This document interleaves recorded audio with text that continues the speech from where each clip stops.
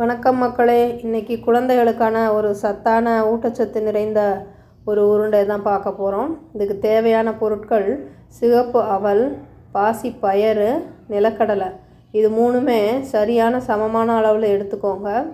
இதற்கு அதே அளவுக்கு வெல்லமும் எடுத்துக்கோங்க. அதை தண்ணி ஊற்றி நல்லா கரைச்சிக்கோங்க.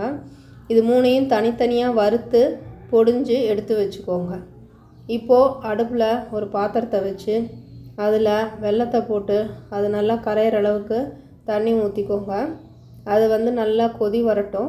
நல்லா நுரைச்சி வரும்பொழுது அதில் முதல்ல இந்த பொடித்த பாசி பயரை போட்டுக்கோங்க. அது கட்டி இல்லாமல் ஒன்று போல் நல்லா கலந்து விட்டுக்கோங்க. அதற்கப்புறமாக அந்த சிகப்பு அவல் பொடித்தது அதை போட்டு அதையும் ஒன்று போல் கட்டி இல்லாமல் நல்லா கிளறி விடுங்க. இதெல்லாம் நல்லா ஒன்று சேர்ந்ததுக்கப்புறமா கடைசியாக பொடித்து வைத்த நிலக்கடலையும் அதில் சேர்த்து கலந்து விடுங்க. இதையெல்லாம் கைவிடாமல் கட்டி வராமல் நல்லா கிளறணும். கிளறும்போது நல்லா ஒன்று திரண்டு கட்டியாக உருண்டு வரும். இதில் தேவையான அளவு ஏலக்காய் தூளும் சுக்குத்தூளும் சேர்த்துக்கலாம். நல்லா வாசமாக இருக்கும்.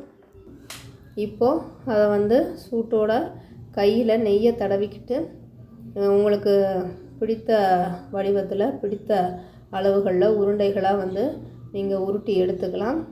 இது அன்றைக்கே சாப்பிடணுன்றது இல்லை, வச்சுருந்தும் நம்ம சாப்பிட்லாம். நல்ல ஒரு புரதச்சத்து நிறைந்த ஒரு உணவாக இருக்குது.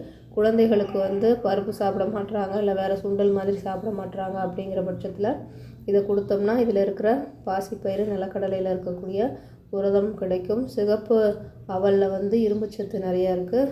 அப்புறம் இதில் சேர்க்கிற வெல்லம் இதெல்லாம் சேர்ந்து வளரும் இளம் குழந்தைகளுக்கு புரதமும் இரும்பும் கிடைக்க உதவியாக இருக்கும். நீங்களும் செஞ்சு சாப்பிட்டு பார்த்துட்டு எப்படி இருந்துச்சுன்னு சொல்லுங்கள்.